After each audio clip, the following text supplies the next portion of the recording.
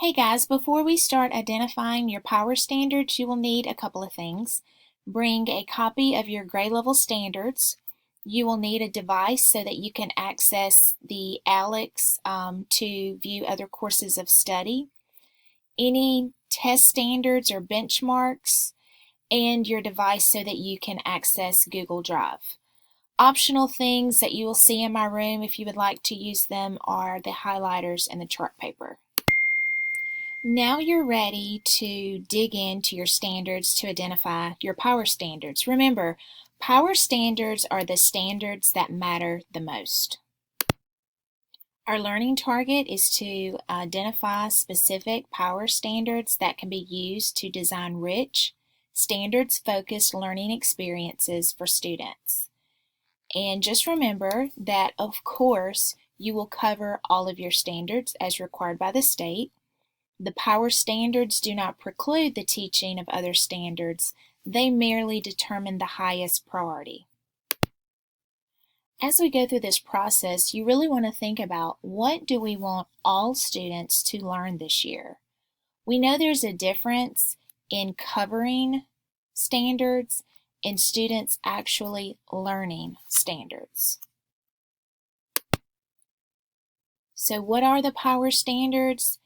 These are the standards that educators have determined to be the highest priority and most important for students to learn.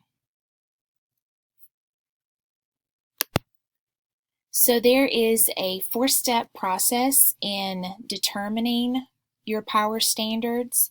The criteria for selecting power standards are as follows. It is a standard that has endurance. This means that the standards focus on knowledge and skills that are going to be relevant throughout a student's lifetime. So it's not just a standard that's important because of the certain content that you teach. It is actually something that the student can use 10 years, 15 years, 20 years, and so forth. The connections criteria is really asking for us to find standards that focus on knowledge and skills that are used in multiple academic disciplines. So it's not just related to one subject. Readiness is your third criteria, and this is a standard that a student must get because it's sort of a foundational standard. It's a building block. They're going to have to know this to get through a standard in the next grade. That is your readiness standard. And then, of course, we have to make sure that we are focusing on standards that are related to target key knowledge and or skills on these standardized tests. So I'm going to use my experience in prioritizing standards. When I was still in the social studies classroom, I was teaching US 10 history, and so me and one of my partner teachers, we decided, it's really hard for us to cover everything and really feel like students are going to grasp these things that we want them to remember long after they've graduated, and so we started prioritizing our standards. So when looking at endurance in my class, what we decided is that if this is a standard that we can say, hey, these students need to know this because they are future voters, this is part of the Americana, that is sort of what we used as the endurance. These big ideas worth understanding is that enduring understanding. So you'll have to think about how endurance relates to your own subject and have those discussions.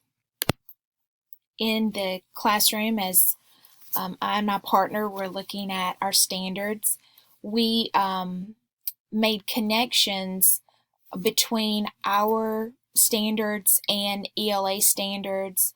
Of course, you see that like in the literacy standards. So anytime there was a textual evidence, reading comprehension, anything like that, that was our connection standards. The readiness, some of the things that we discuss, the students will hear it again and need that background information to build upon in government as seniors. And so those are the ones we identified as our readiness standards.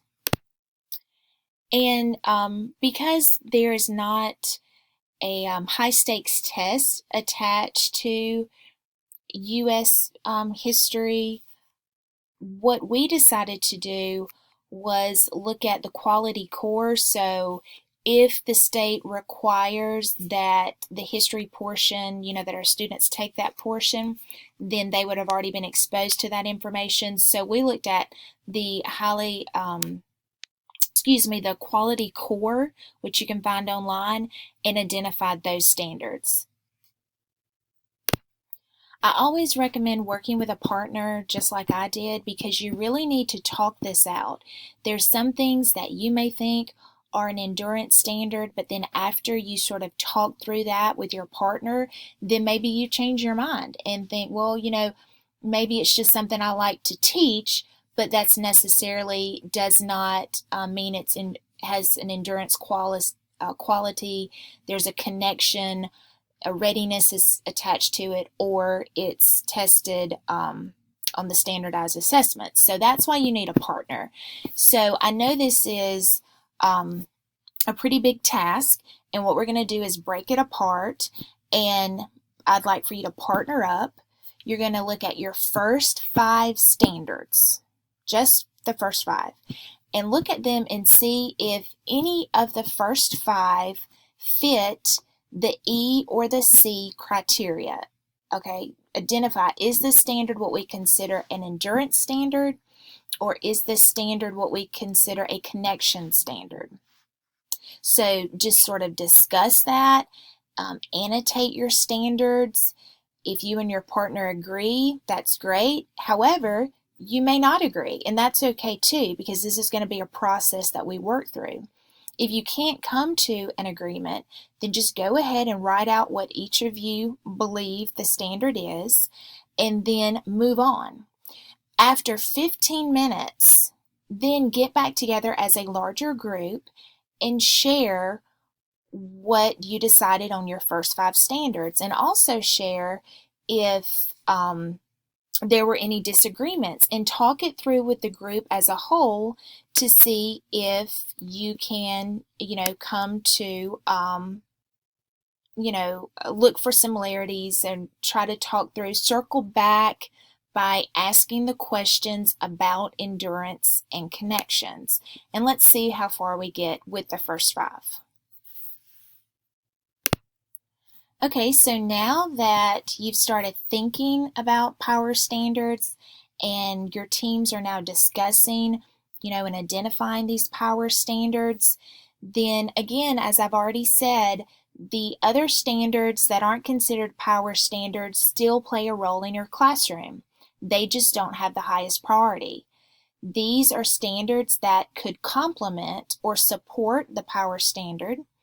And then some other standards, somebody somewhere said this is important, and so we're going to call that the remaining standards.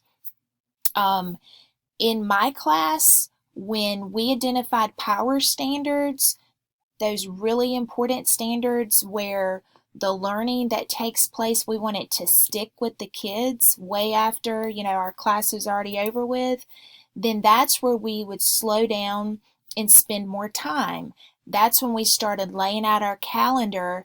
Then we would say how many days we would need for the students to really dig into that standard, because the students are going to need to do more than just hear the information or just read the information. They are going to have to do something with the information. So if you're leaning towards project-based learning, if you're looking at possibly trying a simulation, if you're, wherever you are, that's where you need to get creative. That's where you need to spend time and really have your students doing something with the standard to show their comprehension. So I created a document. It is just a sample. This is not the way it has to look. I just wanted to give you something to start with, because once we make decisions, we also have to have conversations with the other junior high and try to come to sort of some agreement here, because we want to make sure that all students in our system are, being taught the same power standards, not in the same way, because again, you got to take into account the students in your classroom, but we still need to agree on that as a system. So to do that, we'll need to use Google Drive. And I will show you by clicking on the ELA link. This is the only one I've created so far. And I just found it online and I thought it looked pretty good. So let me move this over so you can see what I'm talking about. So I went to ALEKS, grabbed up the first few standards, and just created this document where the ELA team will decide if it's a power standard, a complementary standard, or a remaining standard, and they would show the P, the C, or the R here. And then I thought it was also a good idea to look at what other standards students may need to be able to handle that standard and to be successful. And then even if you wanted to get into a when taught to sort of pace yourself out. Again, this is a sample only. You may find something online, or even better, you may create something entirely from scratch that will work for you in your department, and that would be wonderful. Whatever you create, please link it to the Power Standard page. You can just add it in a comment to me, and I will put your document there. So, of course, I have to throw in a quote. I love quotes. Education is what remains after one has forgotten what one has learned in school. And we know that we throw so much information at students, and we know the world throws so much information at students. And we really need to think about and be very intentional about what we want to concentrate on in our classrooms, what is relevant to our students, what we want to stick. And once we've done that, then I think we're going to be heading in the right direction. Here's some more resources that you can find on slide 12. And of course, if you have any questions, email me, you can text me. I'm on Twitter as well. Thanks.